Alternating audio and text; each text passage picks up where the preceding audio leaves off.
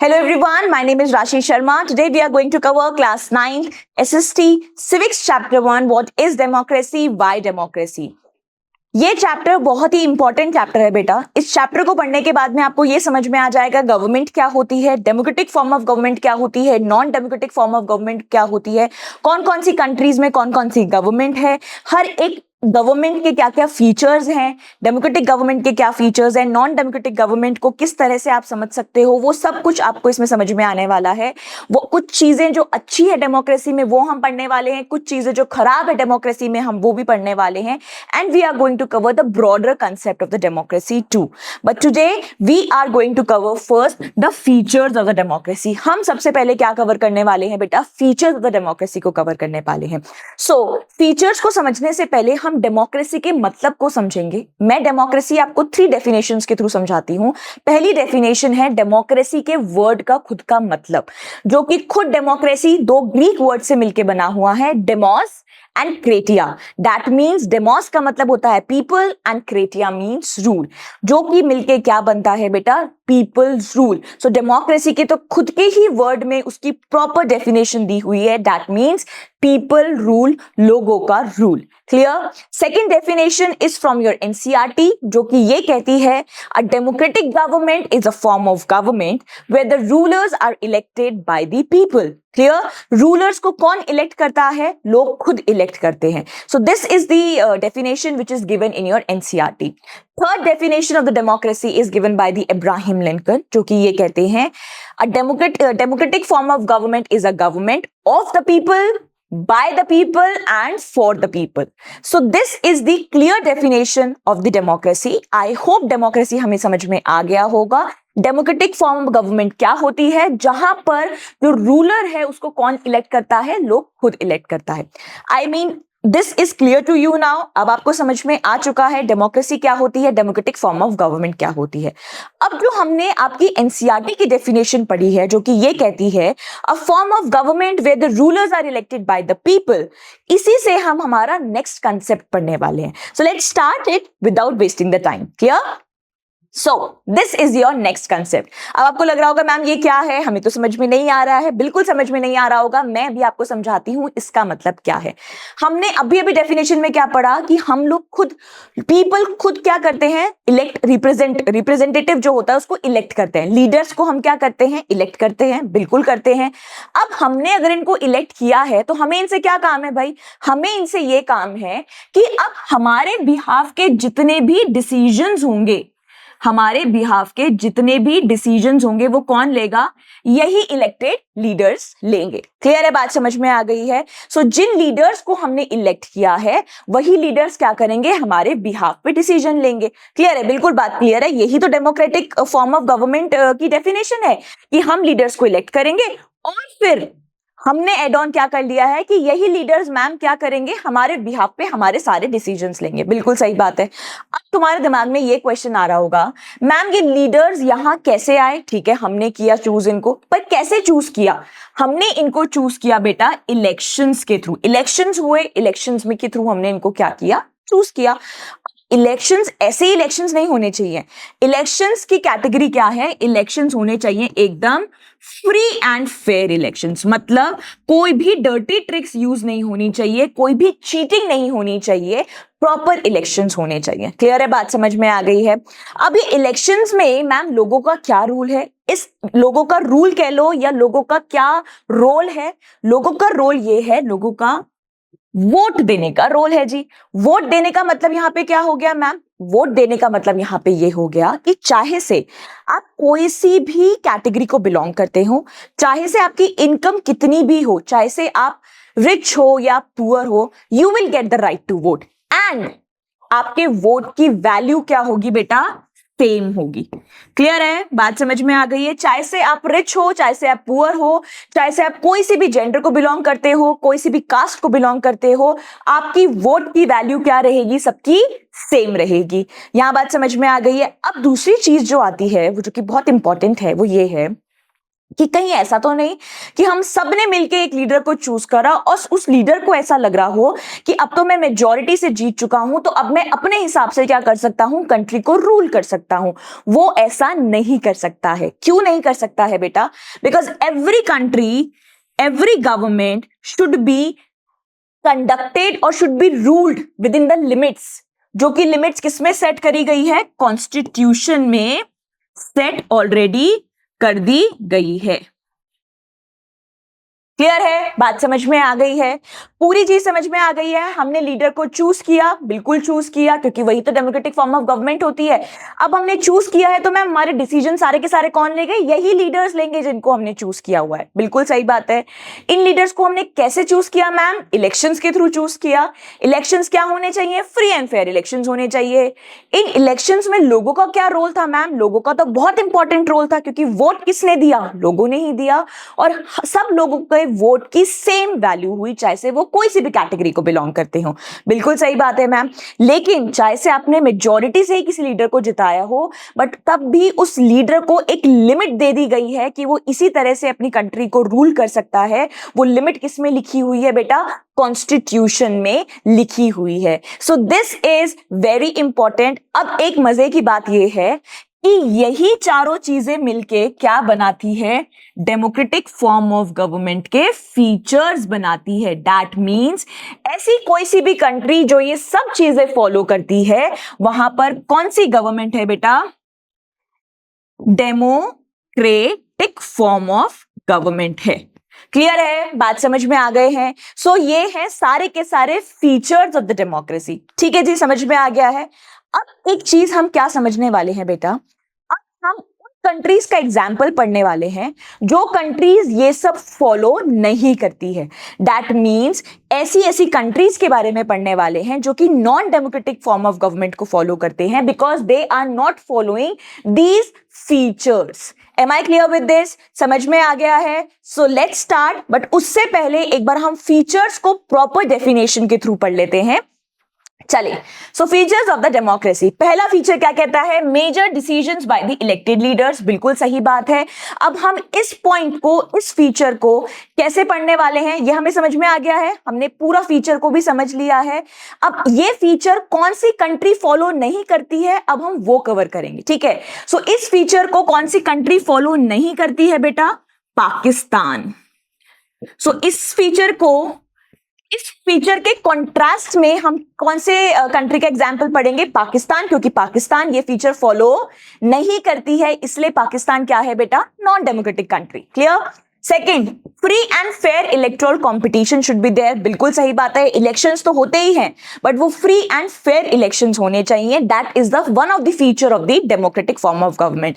लेकिन इसके ही कॉन्ट्रास्ट में, दैट मीन्स हम दो कंट्रीज के बारे में पढ़ेंगे जो ये फीचर को फॉलो नहीं करता है, और इसलिए वो कंट्री क्या है? नॉन डेमोक्रेटिक कंट्री है। कौन कौन सी कंट्री हो गई? China and Mexico. Clear? Third, one person one vote one value.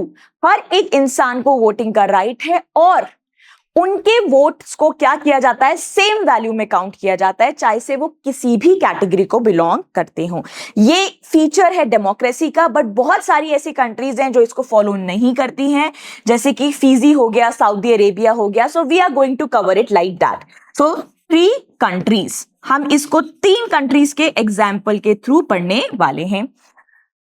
Rule of law and respect for rights. That means every individual is important, right? सबके rights equally important हैं, and also categorize that कि कितनी भी majority से कोई भी ruler जीत जाए, उसको सबके rights को equal value देनी पड़ेगी, और साथ में उसको कैसे country को rule करना पड़ेगा? Constitution के हिसाब से rule करना पड़ेगा। So इस feature के contrast में हम कौन सी country के बारे में पढ़ने वाले हैं? जिम्बाब्वे के बारे में पढ़ने वाले हैं, जो कि ये follow नहीं करता है, and that is why that country is categorized into the non-democratic. Clear? बात समझ में आ गई है? Am I clear with this? So let's start without wasting the time. सबसे पहले हम पढ़ने वाले हैं एग्जाम्पल पाकिस्तान का। Clear? Right. So talk about Pakistan, अगर हम पाकिस्तान की बात करें, सो पाकिस्तान की स्टोरी कुछ इस तरीके से थी बच्चे। पाकिस्तान में पहले पीएम थे, बिल्कुल पीएम थे, लेकिन वहां पाकिस्तान की मिलिट्री जो थी वो इतनी स्ट्रांग थी। कौन हेड कर रहा था उस मिलिट्री को? उस मिलिट्री को हेड कर रहे थे परवेज मुशर्रफ। मिलिट्री बहुत स्ट्रांग थी उनके अंडर में, इसलिए उन्होंने क्या कर दिया, मिलिट्री कू कर दिया। मिलिट्री कू का मतलब क्या होता है बेटा? जब मिलिट्री बहुत स्ट्रांग होती है तो वो वहां पर एग्जिस्टिंग जो डेमोक्रेटिक फॉर्म ऑफ गवर्नमेंट होती है उसको हटा देती है और अपना रूल कर लेती है। सो वही चीज हुआ 1999 में, मिलिट्री ने टेक ओवर कर लिया पाकिस्तान को।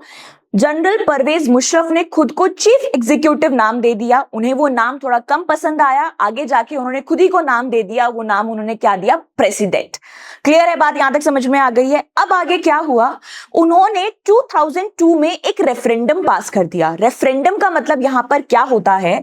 इस भारी भरकम शब्द रेफरेंडम का मतलब यहां पर यह है कि जब कोई पॉलिटिकल क्वेश्चन पूछा जाता है वहां पे रहने वाले लोगों के थ्रू, जिसका आंसर सिर्फ यस हो सकता है या नो हो सकता है। सो वही प्रेसिडेंट ने इनसे क्वेश्चन पूछा कि क्या मैं 5 साल और प्रेसिडेंट रह सकता हूं? वहां के रेफरेंडम में आंसर जो आया वो की आया यस। क्या आंसर आया? वो यस आंसर आया, और उन्होंने अपनी जो प्रेसिडेंटशिप थी उसको 5 साल और एक्सटेंड कर दिया। बट ये जो आंसर आया ये बहुत लोगों को समझ में नहीं आया, इसलिए वहां पे जितने भी ह्यूमन एक्टिविस्ट थे, मीडिया थे, वो इसके पीछे पड़ गए कि ऐसा रेफरेंडम का आंसर कैसे आ गया। क्लियर है बात? समझ में आ गई है? उसी टाइम में थोड़े टाइम बाद उन्होंने क्या कर दिया, एक लीगल फ्रेमवर्क ऑर्डर कर दिया। लीगल फ्रेमवर्क उन्होंने क्या ऑर्डर करा कि जितनी भी नेशनल असेंबलीज और स्टेट असेंबलीज हैं पाकिस्तान में, वो सारी की सारी किसके अंडर आएंगी? एनएससी के अंडर आएंगी, क्योंकि जितने भी कैबिनेट मीटिंग्स या कैबिनेट लोग वहां पर हैं वो अब किसके अंडर आएंगे? एनएससी के अंडर आएंगे, that is the national security council. Am I clear with this? So national security council को एक्चुअली में हेड कौन कर रहा था? मिलिट्री हेड कर रही थी। सो सब खिचड़ी खिचड़ी हो गया है, बट इसको एक ही चीज से समझना है, वो ये है कि यहां पर जितने भी डिसीजंस थे वो कौन ले रहा था बेटा? ये खुद मिलिट्री लीडर, या फिर कह लो ये खुद प्रेसिडेंट ले रहे थे, जनरल परवेज मुशर्रफ ले रहे थे। क्योंकि एट द एंड जितनी भी नेशनल असेंबली और स्टेट असेंबलीज थी उसमें जितने भी लोग थे वो किसको रिपोर्ट करते? एनएससी को रिपोर्ट करते। और एनएससी पूरी की पूरी किसके साथ में थी बेटा? मिलिट्री के साथ में थी। आप ये कह लो एनएससी किसको रिपोर्ट करती? मिलिट्री को रिपोर्ट करती। क्लियर है बात? समझ में आ गई है? सो इसमें आपको अच्छे से समझ में आ गया होगा कि यहां पर मेजर डिसीजन जो है वो इलेक्टेड लीडर्स नहीं ले रहे हैं, बल्कि मेजर डिसीजन कौन ले रहे थे? प्रेसिडेंट ले रहे थे, जो कि मिलिट्री टेक ओवर करने के बाद में बने थे। Am I clear with this? समझ में आ गया है? ठीक है जी। सो पहला फीचर आपका डेमोक्रेसी का क्या कहता था? Final decision making power remains in the hand of the elected representatives. ये फीचर हमारे भारत में फॉलो होता है और पाकिस्तान में फॉलो नहीं हो रहा था। क्यों नहीं हो रहा था? क्योंकि सारे डिसीजंस कौन ले रहा था? प्रेसिडेंट ले रहा था, जो कि जनरल परवेज मुशर्रफ था। क्लियर है बात? समझ में आ गई है? So this is the feature and this was not going good in Pakistan. So that is the reason Pakistan क्या थी? नॉन डेमोक्रेटिक कंट्री थी। क्लियर है बात? समझ में आ गई है? पहला फीचर भी हमें समझ में आ गया है और उसका कॉन्ट्रास्ट का हमने एक एग्जाम्पल भी पढ़ लिया है। ठीक है जी। अब हम चलते हैं दूसरे एग्जाम्पल के थ्रू। दूसरा एग्जाम्पल बहुत ही मजेदार और बहुत ही सिंपल सा एग्जाम्पल है, वो है चाइना का और मेक्सिको का। तो क्या हो रहा था बेटा? चाइना में इलेक्शंस होते हैं, बिल्कुल होते हैं। जैसे हमारे यहाँ पे पार्लियामेंट बोलते हैं, वैसे ही चाइना में क्या बोलते हैं? उसको नेशनल पीपल्स कांग्रेस बोलते हैं। क्लियर है बात? समझ में आई? सो चाइना में क्या होता है बेटा? जब चाइना में इलेक्शंस हो रहे थे नेशनल पीपल्स कांग्रेस में और वो अपने प्रेसिडेंट को चूज करते हैं, तो यूजुअली क्या होता है? लोगों को चॉइसेस मिलती है, अलग अलग पार्टीज होती हैं, उसमें से लोग चूज करते हैं। बट चाइना में ऐसा नहीं था। क्यों नहीं था? क्योंकि चाइना में सिर्फ एक ही पार्टी थी जो रूल कर रही थी सालों साल से। लोगों को डिफरेंट चॉइसेस ही नहीं थी। Only one party was ruling from many years. उसके अलावा और छोटी छोटी पार्टीज थी, लेकिन वो सारी की सारी पार्टी एक बड़ी पार्टी का ही क्या थी? पार्ट थी। So basically there was no choice for the people of China. Clear है बात? समझ में आ गई है? सो लोग वोट क्या करेंगे? उनको पता है एक ही पार्टी तो है, उस एक पार्टी को ही हमेशा से जीतना है। सो लोग उतना अच्छे से वोटिंग कर ही नहीं पा रहे थे, क्योंकि एक्चुअली में फेयर इलेक्शंस तो थे ही नहीं ना, because only one party was there that was continuously coming in the elections, और वही हमेशा जीत रही है क्योंकि लोगों के पास में चॉइसेस ही नहीं है। So this is the example of China. Clear है, बात समझ में आ गई है। अब हम दूसरा एग्जांपल पढ़ते हैं मेक्सिको का। क्लियर है, मेक्सिको की स्टोरी ये है। मेक्सिको में क्या चल रहा था बेटा, मेक्सिको में तो अब आप ये बोलोगे कि मैम अलग अलग पार्टीज थी, बिल्कुल अलग अलग पार्टीज थी। जैसा कि चाइना में हमने देखा, चाइना में हमने क्या देखा था, only one communist party was there, only one communist party was there, और बाकी पार्टीज उसकी खुद की थी। लेकिन अगर हम मेक्सिको की बात करें तो मेक्सिको में बहुत सारी पार्टीज थी, but only one party every time managed to win the election. How? Because they were using the dirty tricks. They were controlling, उन्होंने पूरा कंट्रोल कर रखा था मीडिया को। वो कुछ भी गलत करते थे जिसकी वजह से शायद लोगों ने कभी वोट ना करें, तो वो मीडिया कभी शो ही नहीं करती थी, क्योंकि मीडिया पे क्या था, पूरा का पूरा उनका कंट्रोल था। समझ में आ गया है, यहां तक बात क्लियर है। सो मेक्सिको में तो बहुत सारी पार्टीज थी, लेकिन हमेशा एक पार्टी जीत रही थी, क्योंकि वो पार्टी क्या करती थी, डर्टी ट्रिक्स यूज करती थी इलेक्शन जीतने के लिए। जैसे कि वो जो बूथ होते थे उसको लास्ट मोमेंट पे चेंज कर देती थी, सो लोग वोट ना दे पाए। पेरेंट टीचर मीटिंग में वो फोर्स करते थे टीचर्स को कि वो अपने मतलब स्टूडेंट्स के पेरेंट्स को फोर्स करे कि वो उन्हीं पार्टी को वोट दे।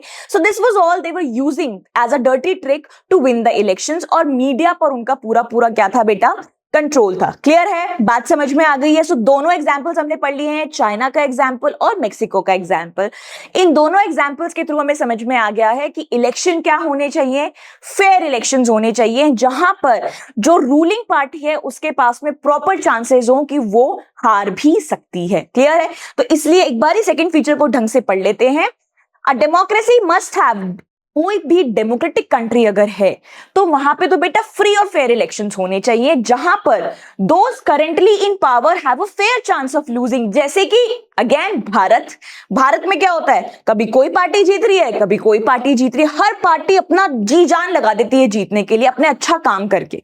समझ में आ रहा है, क्योंकि उनको पता है कोई भी जीत सकता है, कोई भी हार सकता है, क्योंकि लोग अपने हिसाब से क्या करेंगे, वोट करेंगे। लेकिन अभी हमने पढ़ा चाइना और मैक्सिको, वहां पर बिल्कुल भी फ्री और फेयर इलेक्शंस नहीं थे, क्योंकि वहां पर लोगों के पास में चॉइस ही नहीं थी कि वो कौन सी पार्टी को वोट करे। और जहां पर चॉइस थी वहां पर क्या हो रहा था, डर्टी ट्रिक्स यूज की जा रही थी। Am I clear with this? Second feature हमें समझ में आ गया है, और इसके कंट्रास्ट में हमने चाइना और मेक्सिको का एग्जाम्पल भी पढ़ लिया है। अब आता है हमारा थर्ड पार्ट को या थर्ड एग्जाम्पल को अगर हम बात करें, सो इसको हम अलग अलग कंट्रीज के थ्रू समझते हैं। ठीक है, जैसे कि one person one vote one value, ये तो हमारा फीचर है ही। कौन सी कंट्री है जो फॉलो नहीं कर रही थी इसको? जैसे कि अगर मैं सऊदी अरेबिया की बात करूं तो बेटा सबके वोटिंग राइट्स थे, सबको वोटिंग राइट्स मिले हुए थे अच्छे से, हर एक के वोट की वैल्यू थी एक्सेप्ट वुमेन। बड़ी गलत बात है, सऊदी अरेबिया में वुमेन की वोट की कोई वैल्यू नहीं थी। ऐसे ही एस्टोनिया में किसके वोट की वैल्यू नहीं थी? रशियन माइनॉरिटीज के वोट्स की कोई वैल्यू नहीं थी। क्लियर?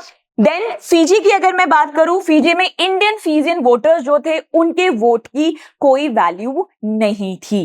क्लियर है, बात समझ में आ गई है? So these were some examples जहां पर हमारा ये फीचर ऑफ द डेमोक्रेसी है वो फॉलो नहीं होता है, इसलिए इन कंट्रीज को हम क्या बोलते हैं? Non democratic countries. क्लियर है? सो थर्ड फीचर हमें क्या कहता है? In democracy each adult citizen must have one vote and each vote must have one value which is very very important, जो कि कहां है? हमारे भारत में है। क्लियर, समझ में आ गया है? सो ये फीचर जो है ये हमारे इंडिया में फॉलो होता है, जहां पर हर किसी को वोट देना है और हर किसी के वोट की सेम वैल्यू है। बट अगर हम बात करें फिजी, एस्टोनिया, सऊदी अरेबिया, वहां पर ये नहीं हो रहा था, इसलिए वो कंट्री क्या थी? नॉन डेमोक्रेटिक कंट्री थी। Am I clear with this? समझ में आ गया है? तो चलते हैं हमारे दूसरे एग्जाम्पल की तरफ। Right, rule of law and respect for rights. अब यहाँ पे भी एक बड़ी मजेदार स्टोरी है, पॉपुलर के नाम से आप इस स्टोरी को याद कर सकते हो। वो स्टोरी और वो एग्जाम्पल ये है, जिम्बाब्वे की हम बात करते हैं। बेटा जिम्बाब्वे में ना व्हाइट मिनॉरिटी का भयंकर रूल था, परेशान करके रखा हुआ था लोगों को। लेकिन फाइनली जानु पीएफ एक पार्टी आई जिसने 1980 में जिम्बाब्वे के लोगों को व्हाइट माइनॉरिटी से क्या कर लिया? छुड़ा लिया। हीरो की तरह उसका लीडर आया, उसके लीडर का नाम क्या था? Robert Mugabe. और उसने जिम्बाब्वे के सारे लोगों को व्हाइट माइनॉरिटी से क्या करवा लिया? आजाद करवा लिया। लेकिन इससे क्या हुआ? रॉबर्ट मुगाबे को ना थोड़ी सी गलतफहमी हो गई। उनको लगने लगा अब मैंने इनको जिताया है तो आई एम द हीरो, और वो अपने हिसाब से फिर क्या करने लगे, जिम्बाब्वे को रूल करने लगे। उन्होंने क्या करा, वापस से उन्होंने पूरी कंट्रोल कर ली मीडिया को, ठीक है। उन्होंने सारे प्रोटेस्ट बंद कर दिए। प्रोटेस्ट का मतलब यहाँ पे क्या है कि जो लोग इनके अगेंस्ट खड़े होते थे उनका वो एक ना तरीका था प्रोटेस्ट, अपने नाराजगी दिखाने का थ्रू प्रोटेस्ट, उन्होंने उसको क्या कर दिया, बंद कर दिया। कोई भी मेरे खिलाफ कुछ भी नहीं बोलेगा, ये चीज उन्होंने वहां पर क्या कर दी, स्टार्ट कर दी। तो अब तुम्हें समझ में आ रहा है, जब उन्होंने इलेक्शन नहीं जीता था सो उनका तब का नजरिया क्या था कि वो सब लोगों को व्हाइट माइनॉरिटी से बचा रहे थे। जैसे ही वो इलेक्शन जीत गए उनका नजरिया एकदम से क्या हो गया, या उनके एक्शंस एकदम से क्या हो गए, चेंज हो गए। सो this is not a democratic country. Clear है, बात समझ में आई है? देखो इसी से हम पढ़ते हैं, just because people like leader doesn't mean the country is democratic. अगर हम लीडर को पसंद करते हैं क्योंकि लीडर ने हमें किसी से बचाया, इसका मतलब ये नहीं है वो अपने हिसाब से कंट्री को रूल करेगा। समझ में आ रहा है? ऐसा बिल्कुल भी नहीं है। The government must follow rules and respect everyone's right even after winning the election। चाहे से वो जीत ही क्यों ना जाए इलेक्शन, कितनी मेजॉरिटी से जीत जाए, लेकिन तब भी क्या है, उसको कुछ रूल्स एंड रेगुलेशंस फॉलो करने ही पड़ेंगे। क्लियर है, बात समझ में आ गई है? अब देखो इलेक्शन से पहले और इलेक्शन से बाद के बीच में लोगों का क्या डिफरेंस होना चाहिए। अब वही इसको आप रिलेट करके पढ़ो जानू पीएफ के साथ में। जब जानू पीएफ लोग एक्चुअली में व्हाइट माइनॉरिटी के अंडर थे, या आप कह लो कि जब रॉबर्ट मुगाबे के अंडर नहीं थे, इलेक्शंस नहीं हो रहे थे रॉबर्ट मुगाबे के, तो लोग क्या थे, मतलब लोगों का एक्चुअली में क्या बिहेवियर होना चाहिए कि लोग खुल के देख पाए कि कौन सी डेमोक्रेटिक, कौन सी पार्टी अच्छी है, कौन सी पार्टी अच्छी नहीं है, कोई कैसे काम करता है, कोई पार्टी कैसे काम करती है। प्रॉपर उनके पास में चॉइसेस होनी चाहिए थी। Citizen should have space for normal political activity including political opposition. वो देख सकती है कौन सी पॉलिटिकल पार्टी अच्छी है, कौन सी पॉलिटिकल पार्टी अच्छी नहीं है। ठीक है जी। State must respect the basic rights. लोगों के कुछ बेसिक राइट्स की प्रॉपर वैल्यू होनी चाहिए थी, जैसे freedom to think, let them think ना कि कौन सी पार्टी अच्छी है, कौन सी पार्टी अच्छी नहीं है। Freedom to hold and express the opinions publicly, उनको अच्छे से बोलने दो कि कौन सी कंट्री अच्छी लगती है उनको, कौन सी कंट्री अच्छी नहीं लगती है उनको। ठीक है। Freedom to form associations, let them form the associations, right. Freedom to protest and engage in political actions, political actions में लोगों को प्रॉपर एंगेज होना चाहिए। No citizen should be above the legal system, but there are something जिसका लोगों को भी ध्यान रखना चाहिए इलेक्शन से पहले भी और इवन आफ्टर इलेक्शन के बाद भी, जो कि ये कहती है कि कोई भी पर्सन, कोई भी citizen should be above the legal citizen. Legal system से बड़ा कोई भी सिटीजन नहीं है।